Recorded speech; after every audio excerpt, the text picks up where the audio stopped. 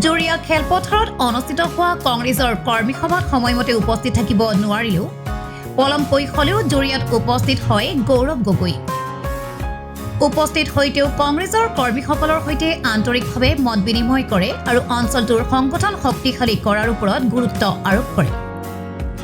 সভাত তেওঁ কৰ্মীসকলক একত্ৰিত হৈ আগন্তুক দিনত অধিক সক্ৰিয়ভাৱে কাম কৰাৰ আহ্বান জনায়। লগতে জনসাধাৰণৰ সমস্যা, উন্নয়নৰ প্ৰয়োজনীয়তা আৰু অঞ্চলটোৰ বিভিন্ন বিষয়ত কৰ্মীসকলৰ মতামত শুনি তেওঁ আলোচনা কৰে। সভাখনত উপস্থিত কৰ্মীসকলেও আগন্তুক দিনত দলক অধিক শক্তিশালী কৰাৰ সংকল্প প্ৰকাশ কৰে।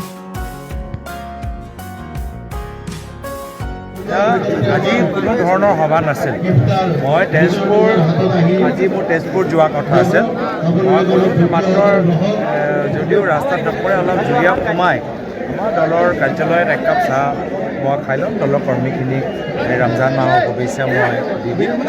কিন্তু গম পালোঁ যে ৰাতিৰ ভিতৰতে ফোনৰ যোগেদি হোৱাটছএপ যোগেদি মানুহক খবৰ দিয়া গ'ল আৰু স্বতঃস্ফূৰ্তভাৱে হাজাৰ হাজাৰ মানুহ ইয়াত ওলাই আহিল। আৰু সেইটোৱে প্ৰমাণ কৰে যে কংগ্ৰেছ দলৰ সংগঠন আজিৰ তাৰিখত কিমান শক্তিশালী হৈছে। আৰু নিশ্চিতভাৱে যিহেতু আজি নিৰ্বাচন ঘোষণা কৰা হ'ল, 9 তাৰিখে আমাৰ কংগ্ৰেছ দল যে আগতকৈ আৰু মজবুত হৈছে, প্ৰতিটো ভোটৰ ভিতৰত আমাৰ সংগঠন শক্তিশালী হৈছে, তাৰ প্ৰমাণ আপোনালোকে পাব। 9 তাৰিখে অসমৰ জনসাধাৰণ ওলাই আহি হাতৰ চিনপত ভোট দি মুখ্যমন্ত্ৰী হিমন্ত বিশ্ব শৰ্মা ডাঙৰীয়া মুখ্যমন্ত্ৰী আসনৰ পৰা আঁতৰাব। বেলেগ দলৰতো মিত্ৰ প্ৰাৰ্থী তালিকাই ওলোৱা নাই। অগপ কিমান ছিট দিয়া গৈছে এইখিনি আমি গম পোৱা নাই। BPF, UPPLক কেনেদৰে BJPয়ে ল'ব সেইখিনিও কথা গম পোৱা নাই। আমিতো আটাইতকৈ আগত হৈ আছোঁ। আটাইতকৈ আগত আমাৰ দল। আমি যিসকলৰ লগত 15টা আসন আমি নিজৰ মিত্ৰ দলক দিছোঁ, সেইখিনিও আমি প্ৰকাশ কৰিলোঁ। নিজৰ ফালৰ পৰা প্ৰায় আমাৰ 63-65 ছিটছ আমি ইতিমধ্যে প্ৰকাশ কৰিলোঁ। নিশ্চয় আমি ধাৰাবাহিকভাৱে আমি প্ৰকাশ কৰি যামগৈ। অলপ বিজেপিও চাওঁচোন, চব কাম আমিয়ে কৈ থাকিলে কেনেকৈ হ'ব।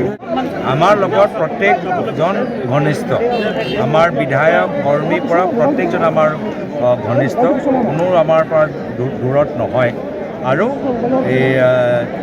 আমাৰ স্থানীয় বিধায়িকা আজিৰ তাৰিখত এই অঞ্চলত যিহেতু ভট্টদবা তাত সোমাই গৈছে, ভট্টদবা স্থানীয় বিধায়িকা শিৱমণি বৰা ডাঙৰীয়ানী আছে আৰু তেখেতৰ লগত আৰু বহুত কেইজনে টিকেটৰ আবেদন কৰিছে। সকলৰ দায়িত্ব আছে, সকলৰ অধিকাৰ আছে আৰু টিকেট শেষত গৈ কোনে পাব সেইখিনি কথা আমাৰ কেন্দ্ৰীয় নিৰ্বাচনী সমিতিয়ে নিৰ্ধাৰিত কৰে।